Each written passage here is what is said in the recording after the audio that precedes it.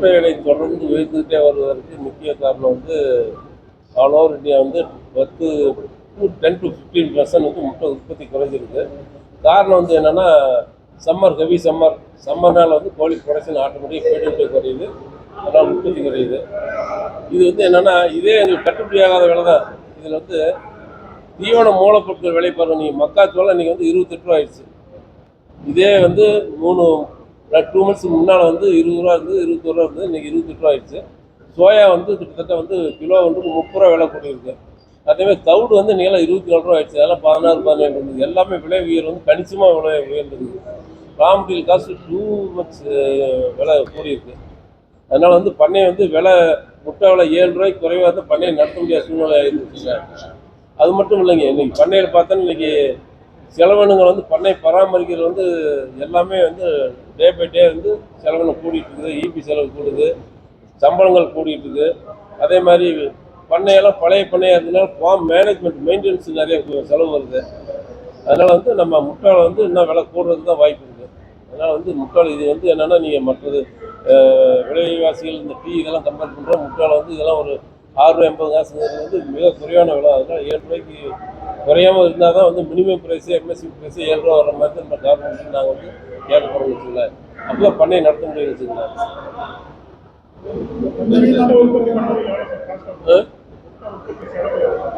இன்னைக்கு இன்றைய இது உற்பத்தி செலவெல்லாம் பார்த்தோன்னா நம்ம கிட்டத்தட்ட 6 ரூபாய்க்கு மேலே வரும்.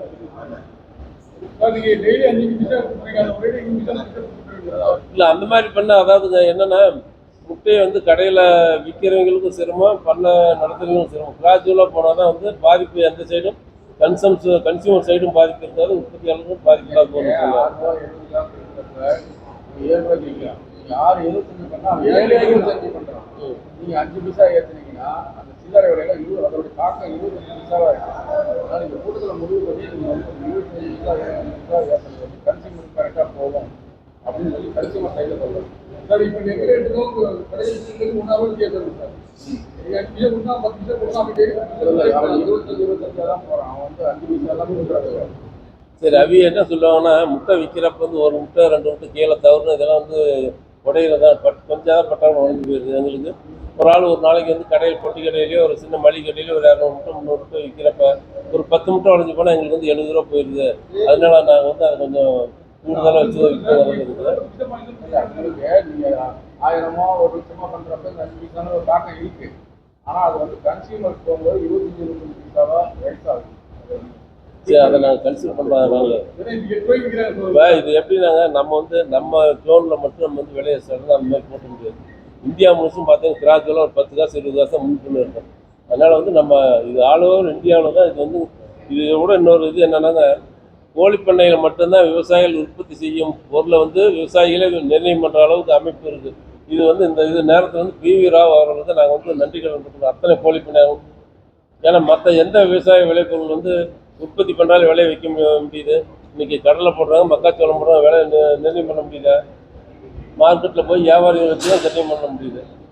அதனால் வந்து இது வந்து முட்டை விலையை பொறுத்த வரைக்கும் வந்து விவசாயிகளை நிர்ணயம் பண்ணுறதுனால உற்பத்தி செலவு கணக்கிட்டு தான் பண்ணுறோம். எல்லாமே வந்து டோட்டலாக இன்னும் சொல்லப்போனால் டிமாண்ட் அண்ட் சப்ளை பொறுத்தா இருக்குன்னு வச்சுங்களேன்.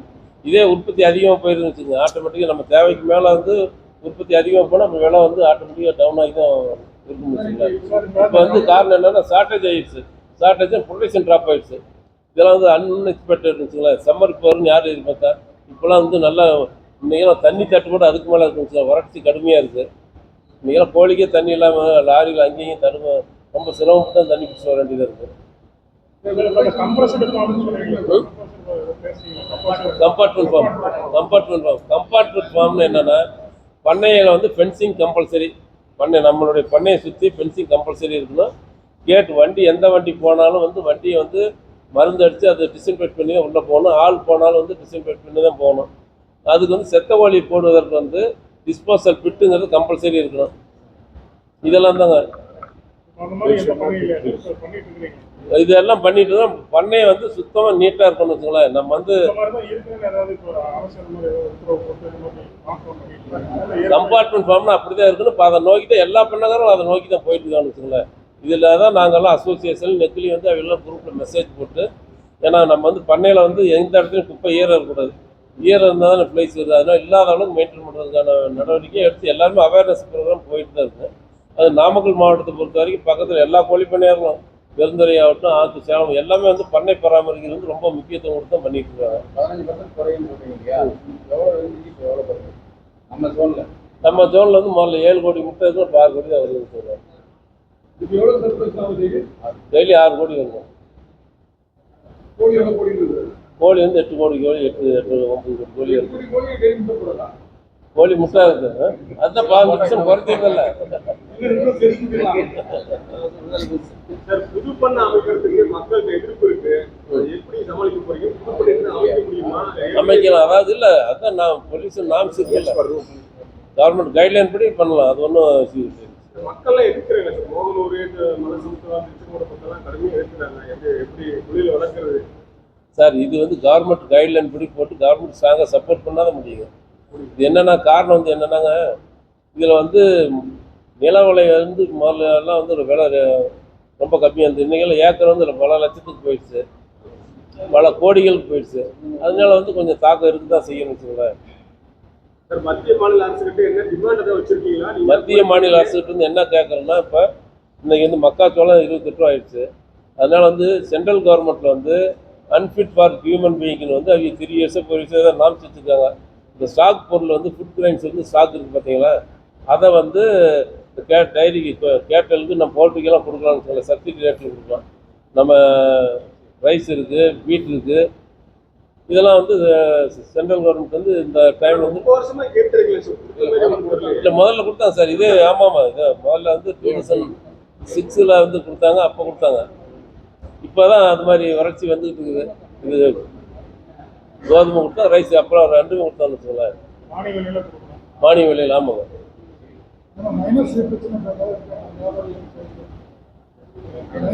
மைனஸ் எல்லாம் ஒரு பிரச்சனை, என்ன ரேட் கொடுக்கணும் அந்த ரேட் தான் வச்சுக்கலாம். மக்களுக்கு ஏதாவது கருத்து சொல்றீங்களா சார்? இப்போ முட்டை வந்து நீங்கள் டீ குடிக்கிறதுல முட்டை டெய்லி ஒரு முட்டை, டெய்லி இனிமேல் 2 முட்டை சாப்பிட்டா, இப்போ நான்லாம் டெய்லி 2 முட்டை சாப்பிட்றோம். ஹெல்த் எப்படி இருக்குது?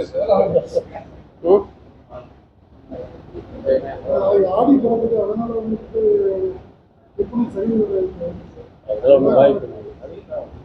அடின்னா ஆடினா அப்புறம் அங்கங்கே அந்த கோழி பிடிக்கும், கடை வெட்டுறதெல்லாம் இன்னும் எவ்வளோ சார் எதிர்பார்க்குறீங்க? சார் முட்டையில் டிமாண்ட் இருந்தால் போடுங்க. நம்ம எதிர்பார்க்குறதுங்கிறது வேறு. இது வந்து நம்ம அது சொல்ல முடியாது. முட்டை டிமாண்ட் சப்ளை கொடுத்து போடுங்க சார். நிறைய பணி விஷயம்னா தொல்லைகள் தான் ரொம்ப மக்கள் அதுக்கு எல்லாமே என்ன கூட பேசணும் சொன்னீங்க. கலெக்டர் கூட அந்த விஷயத்தை ரொம்ப பேசினாரு.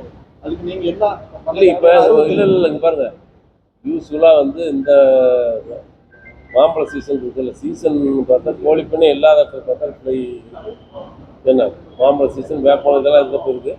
இப்போ வந்து நாங்கள் பண்ணையில் எல்லாருமே வந்து ஈரம் இல்லாத மெயின்டைன் பண்ணால் ஈ வராது. குழு இருந்தால் தான் ஈ வரும், ஃப்ளைஸ் வரும்.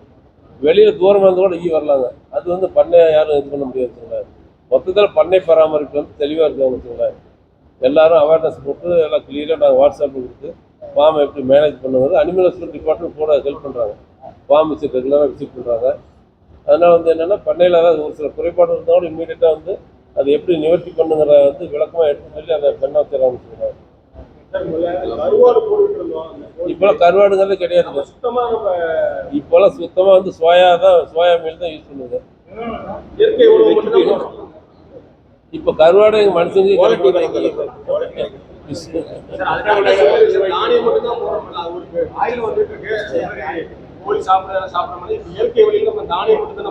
தானியம் சாம வேற எதுவும் புண்ணாக்கு போடுறோம், அவ்வளோ வேற எதுவும் கிடையாது.